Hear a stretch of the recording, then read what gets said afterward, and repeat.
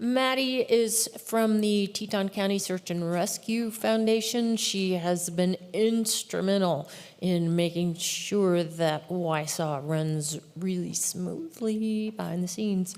Maddie's got an update for us from the foundation. Maddie.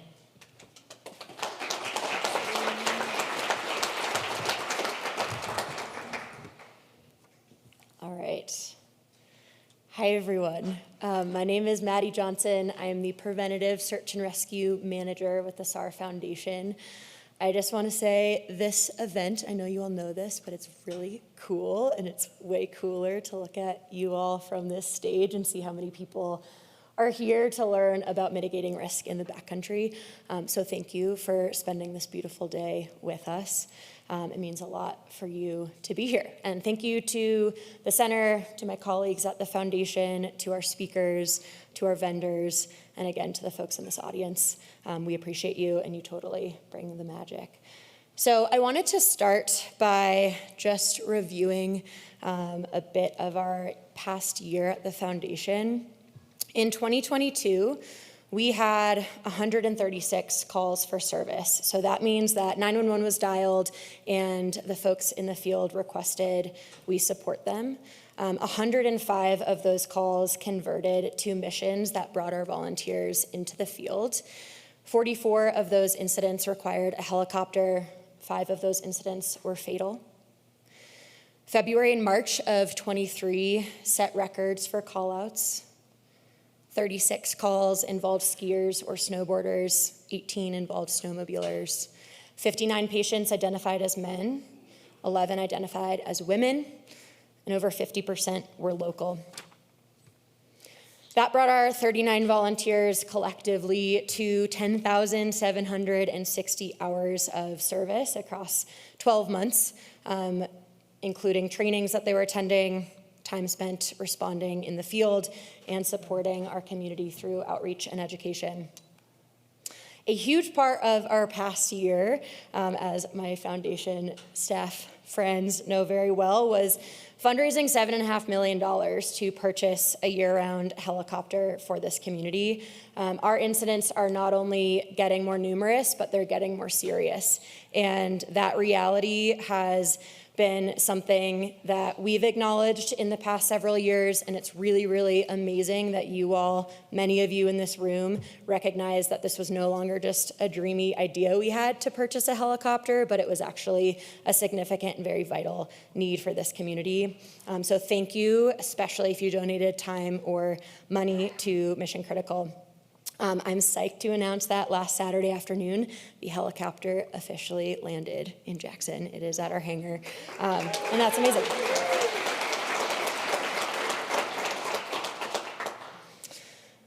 So I had a professor in college who said that if you ever have more than 20 words of text on a slide, you will stress out your audience.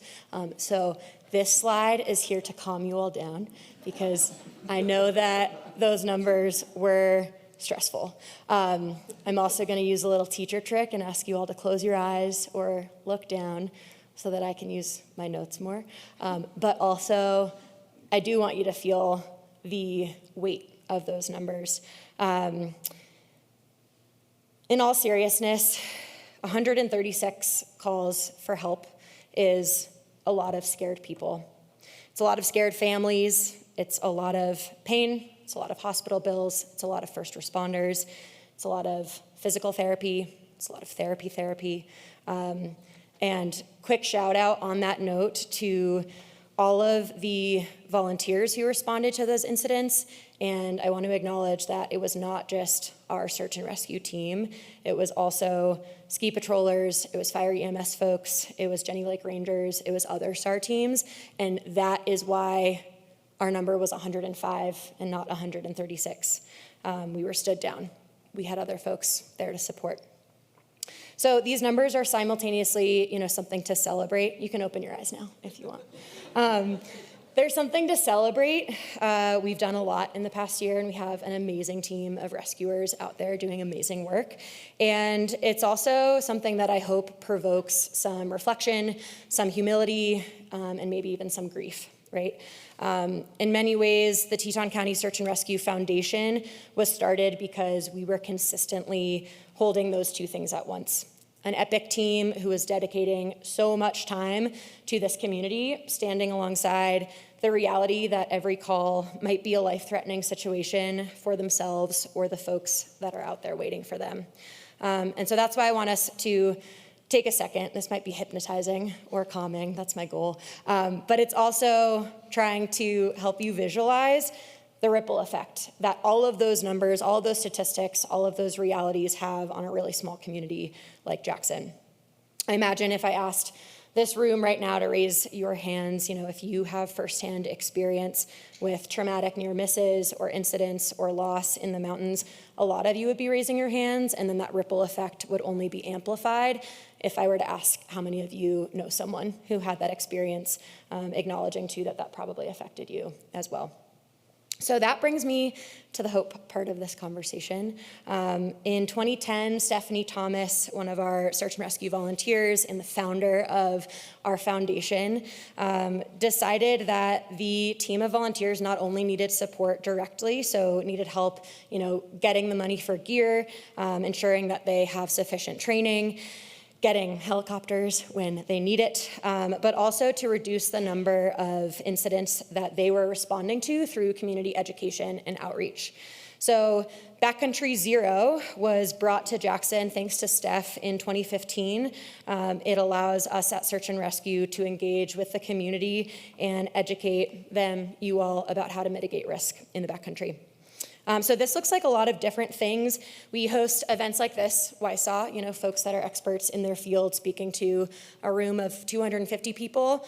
It also, and more often, looks like smaller workshops, more intimate workshops with youth and adult groups who are, community partners. They're folks that are coming to the hangar. We're heading into the school district classrooms to ensure that everyone is getting engaged and reached as much as possible. Backcountry Zero is responsible for bringing you things like the Fine Line podcast. Matt Hansen was up here, if you recognize his voice. We also have, I don't know if you've all been watching our very hit Instagram reels, the So Now You Know episodes featuring members of our SAR team, but those are new this year. We also have, been passing out med kits. We've got new marketing materials that are being pushed more strongly with Facebook and Instagram support. We are creating resources like Right in the Rain soap notes. Those are also out at the foundation table in the lobby. It's recently been brought to my attention that Right in the Rain soap notes might not be the most amazing as a survival tool because they are not burnable and you can't tear them. But if you want me to send you the file, I'm happy to send you the file and you can print the soap note on your own burnable paper. But those kinds of things are reflective of the need that we have noticed in this community. It's reflective of the anecdotes that we're hearing from the field and the conversations that we're having with folks in this community. So I hope that you all have been engaging with these resources, and please give us feedback if you want to see more things, different things. We're happy to be responsive to that. So with that, this winter, we have a pretty stellar lineup of events coming at you. My task in approaching the brainstorming process for what educators we want to reel in, what content we want to feature this year is ideally really responsive to those conversations, to incident data, and we want all of that to inform the educational opportunities that we're providing. I think historically we have been stoked on engaging youth and folks that are maybe more beginner or intermediate level backcountry users. We also want to engage folks like you all, the ones who are reading the Avy Bulletin, the folks who want reps with their beacon, reps with digital mapping tools in avalanche terrain, open forum conversations with people that are getting after it or forecasters. So with that, take a glance at this. I'm particularly excited to be working with Hadley Hammer right now, getting together a panel of professional skiers to have an open dialogue in late February about the very real, very important intersection of impact and influence, especially with social media and risk management. What messages are reaching our young people in this room and making them make decisions that they might not otherwise be making if they didn't see that person do the picnic in the dark without training. Question mark? I don't know. I am also psyched that we are bringing in some more psych first aid workshopping. So, along the lines of what Sarah was talking to and even Sophia, managing mental health and trauma in the mountains is becoming more and more relevant, and it is preventative search and rescue. If you are not in a good space mentally, emotionally, maybe it's because you had a hard breakup, maybe it's because you're working through some trauma, it's not your day to pick a big objective. It's your day to do something that's a bit more familiar, right? So I'm really excited for this lineup. We also have youth programming that is a bit more traditional. We'll be engaging Coombs Outdoors kiddos, Jackson Hole Ski Club, Backcountry Club. We'll be getting into the school district for Crest Days, and we'll be bringing folks by the hangar as well for our more traditional workshops featuring members of our SAR team.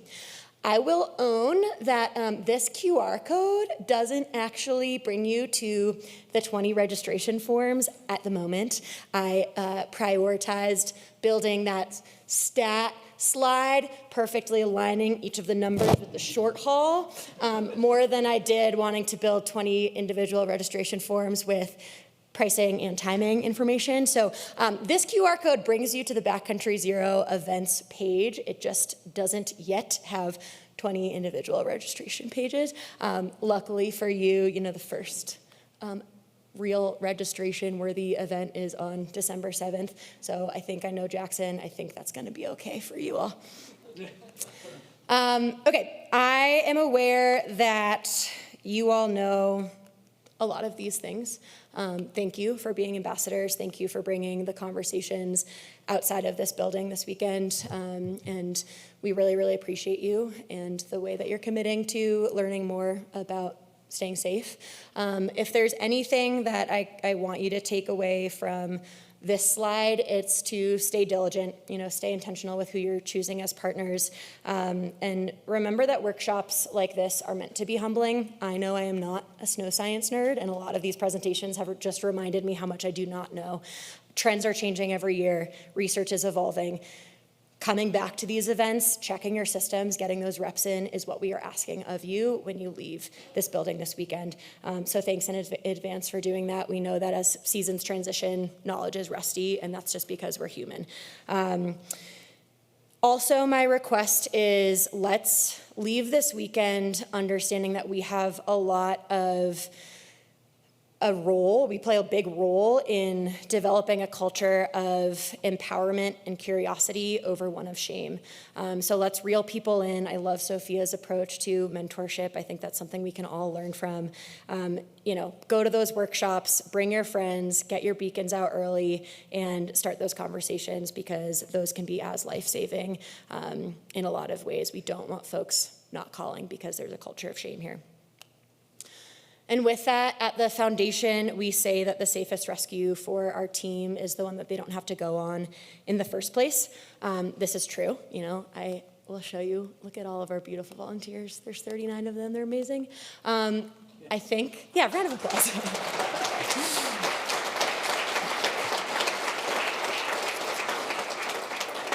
When I look at these headshots, I'm seeing accountants. I'm seeing nurses, I'm seeing nonprofit executives, I'm also seeing, teachers, and I think that, Brooke Yeomans can correct me if I'm wrong, but I think that teaching at Munger Mountain Elementary School is a little bit less scary than going out on a mission. And that said, I know that these folks are psyched to help you. They are psyched to put themselves in a position that is responding to your need. So the thing that I would be psyched about, and I think they would be psyched about, is just if we can, honor them by being as prepared as possible. I know that they will be more excited about going out on a rescue if that call came in before it got too dark, before weather turned over and got bad, if the patient knows their coordinates and therefore they know where they're headed and they can do everything a bit more quickly. So, let's honor them in the preparedness that we do have control over. I think that, human nature is real. Nature itself is real. We cannot be perfect. I think if there's anything that we've learned from this weekend, the experts in the field are still going to make mistakes, and there's still a lot of risk out there for them. But if you can prioritize what you can control, the responders can then respond to what you cannot control. And I think that is a takeaway I would love you to pass along. So I know that this slide looks like the last of my presentation, but psych, we have one more. Because thank you to Patrick, who is the AV person with the center. I did bribe him with some Miller High Lifes yesterday to integrate this last bit at 4:55 p.m. yesterday. But hot off the press, as of 9:45 in the morning, we did have a movie finished for Backcountry Zero. And unbeknownst to you all, you just arrived for the world premiere of this movie. I think that, as my pal Brene says, movies are empathy machines. They enact a lot of positive change. They allow you to perspective shift and take on, and I think they're really powerful. So we got some voice actors, so fear not, the incidents that you're about to see in animated form were not actually incidents. Our friend Matt and Billy and Emily, they're okay. But this movie is meant to kind of build on a lot of those resources that we've been creating, responding to that need to reach more people, tourists, locals, older folks, younger folks, people who have been skiing the Glory Powder for the past 50 powder days, and also those folks who are renting their first mountain bike on a visit to the Tetons. So I hope you enjoy. Thank you again, Patrick. Big round of applause for Patrick. He's doing all the behind the scenes things. And yeah, I am just really excited to show you all this. And I hope that you can share this resource to ensure that folks who might not know some of these pieces of information about search and rescue and the work that we do can get that information. So that's my mic drop, and I appreciate you all. Thanks. My favorite thing about exploring in the backcountry is the quiet. The attention to detail you need, the sense of calm mixed with a sense of adrenaline. Part of the reason I love being on the river is I just love the way nature humbles you. No matter how many times you go through your systems or hop on the same trail, something is bound to be different every time. I remember the day it happened like it was yesterday. It was finally hot after a long week of rain. I was with my favorite people. It was cold and clear. It had just snowed. The parking lot was packed. It was cloudy. We knew we were racing to beat the storm. I was feeling really good, actually, until I was flying over the handlebars. I must have hit a rock. I took a line I'd never taken before. The boat hit a boil and it flipped. Next thing I knew, I was getting spun around and around, and I couldn't breathe. I wasn't wearing my PFD. I remember thinking the snow was perfect until it all came crashing down on me.